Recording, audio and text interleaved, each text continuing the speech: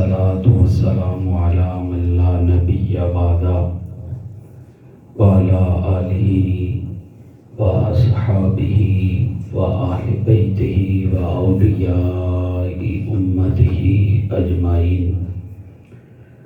أما بعد فأعوذ بالله من الشيطان الرجيم. بسم الله الرحمن الرحيم.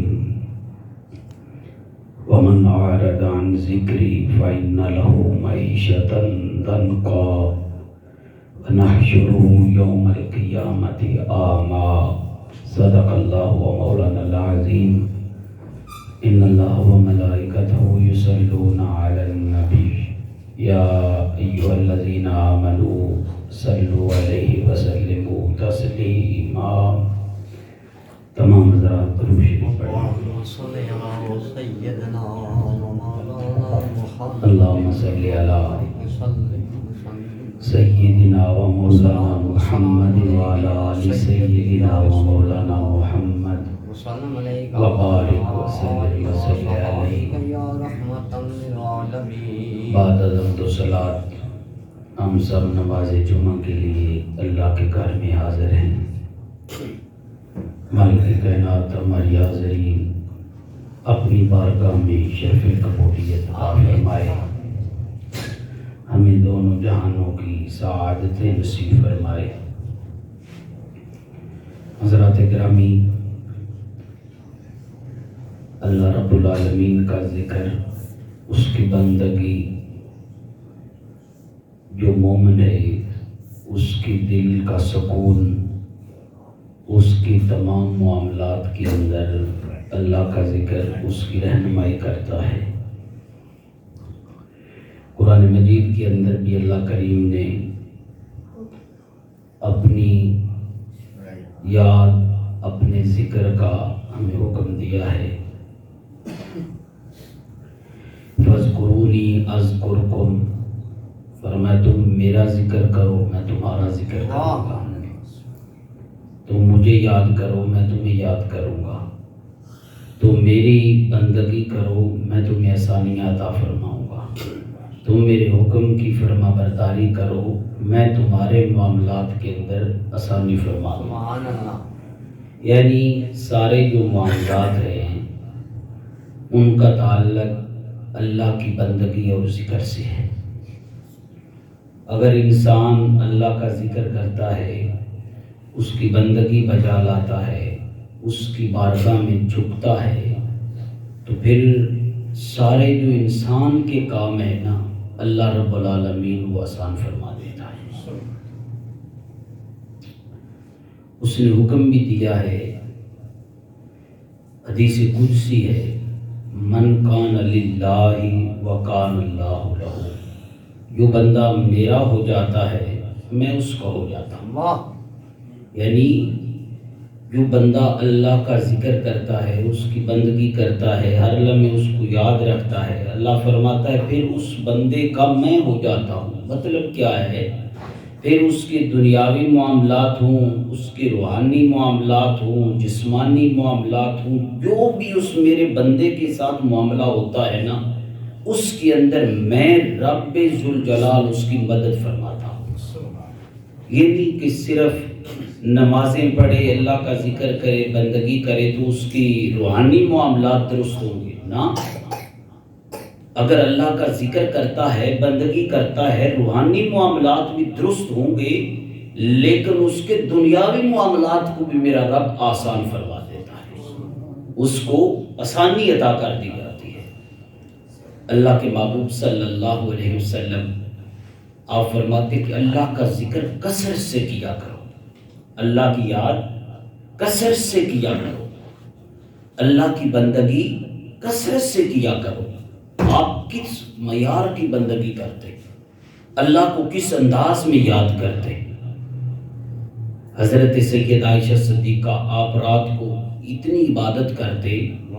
ایک دن حضرت سید عائشہ صدیقہ نے عرض کیا، یا رسول اللہ فدا کا بھی و امی یا رسول اللہ، میرے آقا آپ پہ میرے ماں باپ قربان ہو جائے، اتنی عبادت ساری رات مصلے پہ کھڑے ہو کر بسر ہو جاتی ہے. اتنا رب کا ذکر، کھڑے ہو کر آپ کے پاؤں مبارک سوج جاتے ہیں. کچھ آرام بھی کر لیا کرو. آپ تو گناہوں سے معصوم ہیں، گناہ دور تک سوچ میں بھی نہیں آ سکتا. اتنی بندگی پھر بھی.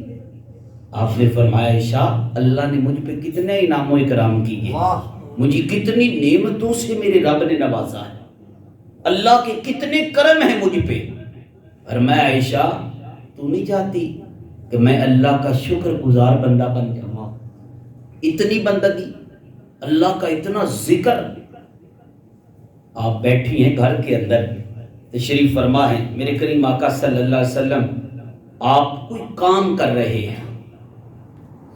اب یہ نہیں کہ نماز پڑھ رہے ہیں نا، فرماتی کچھ کام میں مصروف تھے اللہ کے معبود. فرماتی کہ میں دیکھ رہی ہوں کہ تاجدار کائنات صلی اللہ علیہ وسلم آپ کی زبان ہل رہی ہے. میں نے دھیان کیا، میں نے کہا یا رسول اللہ آپ نے کوئی آواز مجھے تو نہیں دی، بلا تو نہیں رہے؟ عائشہ میں تو نہیں، آواز بھی نہیں دی، بلایا بھی نہیں ہے. تو میں یا رسول اللہ میری نظر پڑی تو وہ ہونٹ ہل رہے تھے. آپ نے فرمایا عائشہ یہ زبان ہر لمحے اللہ کے ذکر میں مصروف رہے.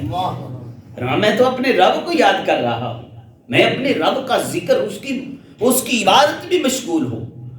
اور صحابہ کو آپ فرماتی اس طرح اللہ کا ذکر کیا کرو کہ دیکھنے والے تمہیں دیوانہ سمجھیں کہ یہ اللہ کے ذکر میں دیوانہ ہو گیا، اس کی یاد کے اندر، اس کی بندگی کے اندر، اس کے ذکر کے اندر. اور جب انسان یہ ذکر زبان سے ڈھل کر دل میں چلا جاتا ہے نا، زبان سے تو ادا کرتے رہتے ہیں لیکن جب زبان اور دل ایک ہو جاتے ہیں، اہل تصوف نے کہا پھر زبان کم ہلتی ہے، دل زیادہ حرکت کرتا ہے. پھر زبان کم حرکت کرتی ہے، کم ہلتی ہے، اور دل زیادہ حرکت میں آتا ہے. اور جب جس بندے کا دل ذاکر ہو جاتا ہے، اللہ رب العالمین اس بندے کو جو پہلا مقام عطا کرتا ہے وہ قطبیت کا مقام ہوتا ہے. وہ پہلا مقام ہے، اس کے لیے وہ قطب بن جاتا ہے. اور قطب بننا کوئی معمولی منصب نہیں ہے. حضرت غوث اعظم شیخ عبد القادر جیلانی علیہ رحمہ، آپ سے کسی نے پوچھا، فرمایا آپ بڑا علم پڑھتے ہیں، پڑھاتے ہیں، فرمایا اس کا فائدہ کیا ہوا؟ فرمایا پہلا اس کا یہ فائدہ ہوا میں علم پڑھتے پڑھتے اللہ نے مجھے قطب بنا دیا.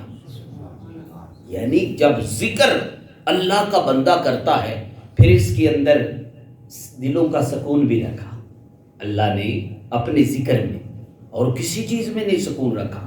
ہم مارے پھر رہے ہیں، کبھی کسی چیز دنیا کا، کوٹھی بڑی ہو جائے، کار بڑی ہو، گاڑی اچھی ہو، بینک بیلنس اچھا ہو، لوگوں کی نظروں میں میرا بڑا مقام ہو، پروٹوکول مجھے دے، اس میں ہم نے سکون تلاش کر رہے ہیں. حلال حرام کی تمیز اٹھ گئی اس سکون کے لیے. حضرات گرامی آئیے رب سے پوچھتے ہیں میرے مالک بتا تو نے کس چیز میں اس سکون کو بند کر کے رکھا ہے؟ جب رب ذوالجلال کی بارگاہ میں ہم نے سوال عرض کیا تو قرآن نے جواب دیا، فرمایا میں نے کسی چیز میں نہیں سکون رکھا. اگر سکون لینا چاہتے ہو نا، اگر اپنے آپ کو مطمئن کرنا چاہتے ہو، الا بذکر اللہ تطمئن القلوب، اس روئے زمین پہ ایک میرا ہی ذکر ہے جو اگر کرو گے تو تمہارے دلوں کو سکون مل جائے گا، تمہیں راحت مل جائے گی، تمہیں اطمینان قلب میسر آ جائے گا، تم مطمئن ہو جاؤ گے، تمہاری زندگی آسان ہو جائے گی اگر تم میرا ذکر کرو گے. اور ذکر کا جو تارک ہوتا ہے اس کو دنیاوی نقصان بھی ہے اور روحانی نقصان بھی. ذکر کا جو تارک ہوتا ہے اللہ کے ذکر کا، قرآن مجید نے بیان کیا، جو میں نے آیات کا کچھ حصہ تلاوت کیا ہے، اس کے اندر اللہ نے جو ذکر سے منہ موڑ لیتا ہے نا، ہماری معیشت کیوں نہیں ٹھیک ہو رہی، ہمارے مالی معاملات کیوں نہیں درست ہو رہے؟ ہم تو یہ سمجھتے ہیں کہ تیل مہنگا ہو گیا، یہ معاملہ بڑھ گیا، مہنگائی ہو رہی ہے، اس لیے ہماری معیشت درست نہیں ہو رہی.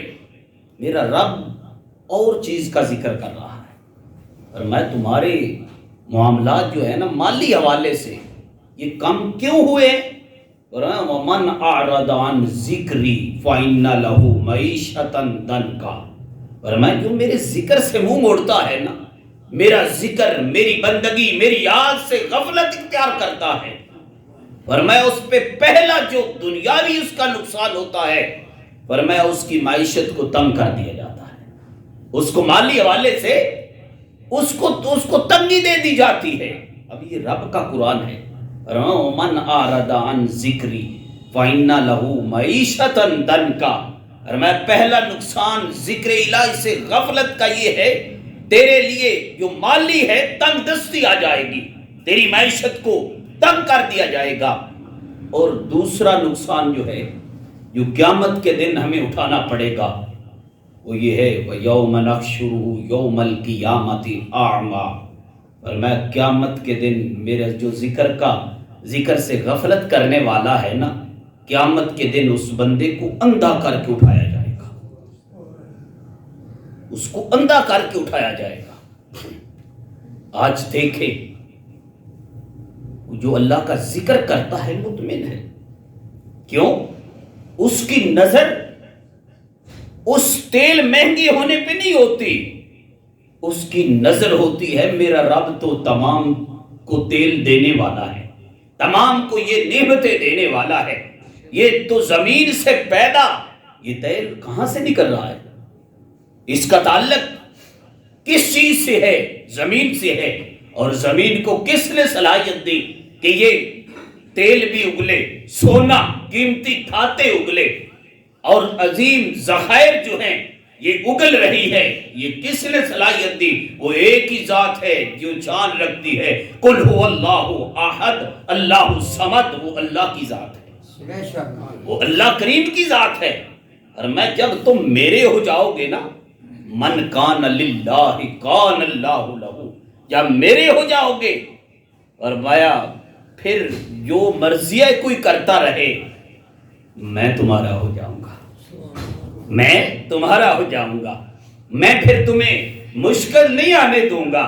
پھر تمہیں کوئی تکلیف بھی آئے گی نا، وہ بھی تیرے لیے فائدہ مند ہو جائے گی. جب کوئی مشکل آئے گی، میرے کریم آقا صلی اللہ علیہ وسلم، آپ کی ایک خادمہ ہے، صحابیہ ہے، ام صائب، بیمار ہو گئی. اللہ کے محبوب تشریف لے گئے بیمار پرسی کے لیے. جب پہنچے نا، اور میں کیا حال ہے اے ام صائب؟ عرض کیے یا رسول اللہ بخار بڑا سخت ہے، اور اللہ کریم اس بخار کو برکت نہ دے. اب توجہ سے سننا، آپ کانپ رہی ہیں، جسم کانپ رہا ہے، بخار کی شدت ہے، اور کہتی ہے یا رسول اللہ اللہ اس بخار کو برکت نہ دے. یعنی بخار کو، اس بیماری کو بد دعا دی. اللہ کے محبوب صلی اللہ علیہ وسلم فرمانے لگے اے ام صائب، بخار کو برا مت کہو، یہ تو تیرے گناہوں کو جلا دیتا ہے. یہ آیا ہے تجھ پہ، یہ تو گناہ تیرے جلا دیتا ہے.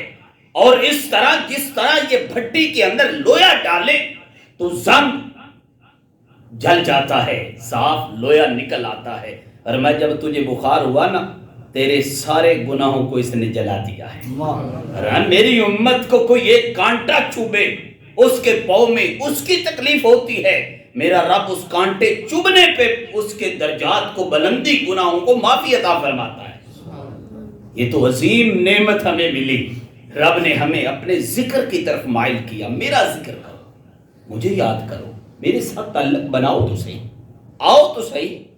ہم تو مائل بکرم ہیں، کوئی سائل ہی نہیں، راہ دکھلائے کسے، کوئی راہ روے منزل ہی نہیں. کوئی اس راہ کا راہ بنے تو صحیح، اس خالق سے تعلق بنائے تو صحیح.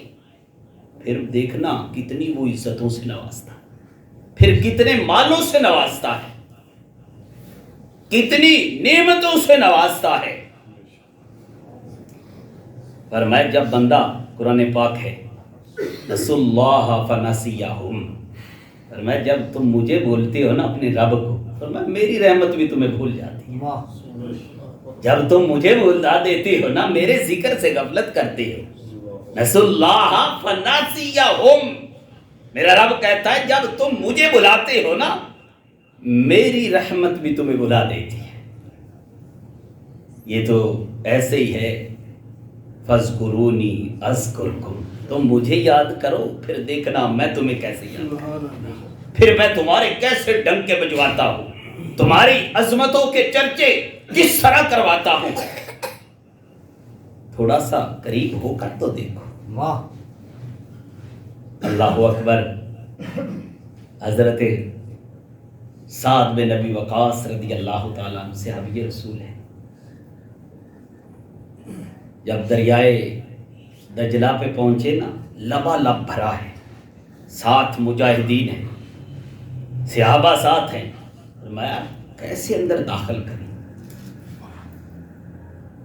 غلاموں نے سوکھا جناب اگر تھوڑا سا بھی اندر گئے نا، تھوڑا سا بھی، یہ لہریں ہیں، یہ ادھر سے ہم سارے لشکر کو ایک ایک کر کے یہ ڈبو دے گی، کیسے اندر جائیں گے؟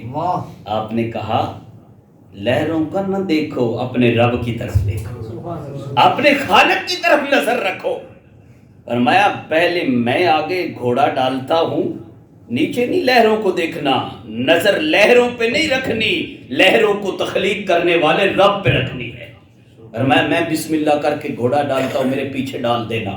مجاہدین تھے، آپ نے گھوڑا ڈالا، بسم اللہ پڑھی، آپ دوسرے کنارے پہ گئے نا، صحابہ کہتے ہیں ہم نے اپنے جسموں پہ ہاتھ لگایا، گھوڑوں کو ہاتھ لگایا، تر نہیں ہے، پانی اتنا تھا تر نہیں ہے، نیچے دیکھا نا، اللہ اکبر، جو گھوڑوں کے سم تھے نا وہ صرف تر تھے، سم تر تھے۔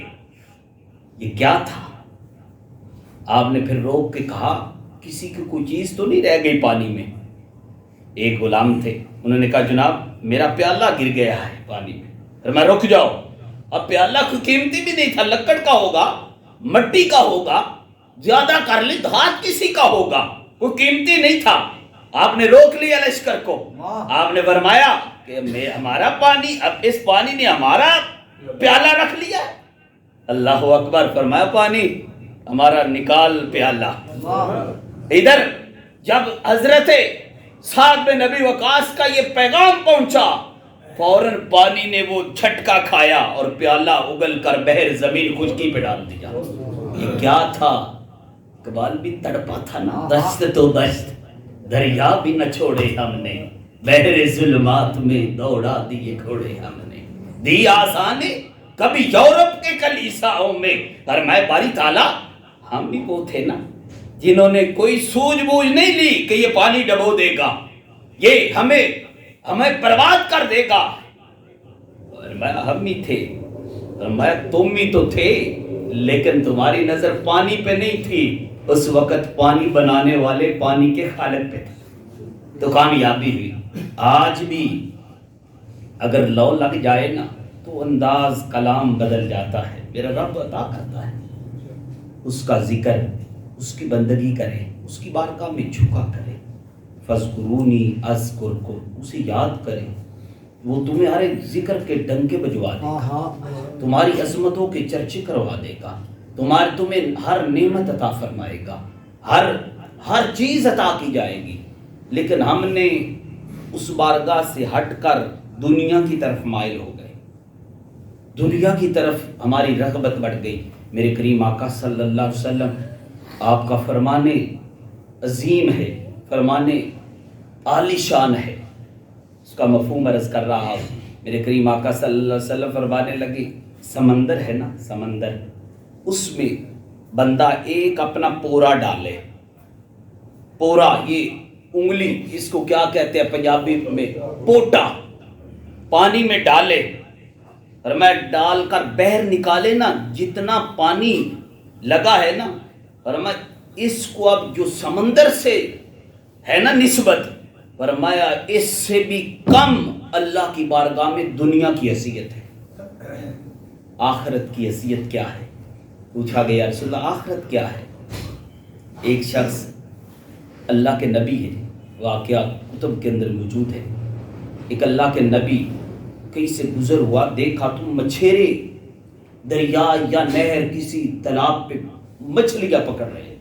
ایک باریش بزرگ آدمی ہے، سفید داڑھی ہے، وہ اپنا جال ڈالتا ہے، بسم اللہ الرحمن الرحیم پڑھ کر پھینکتا ہے، اور دوسری طرف کافر ہے، غیر مسلم ہے، اللہ کو نہیں ماننے والا، ذکر سے دور ہے، غافل ہے، مشرک ہے، وہ اپنے شیطان کا نام لے کر ڈالتا ہے۔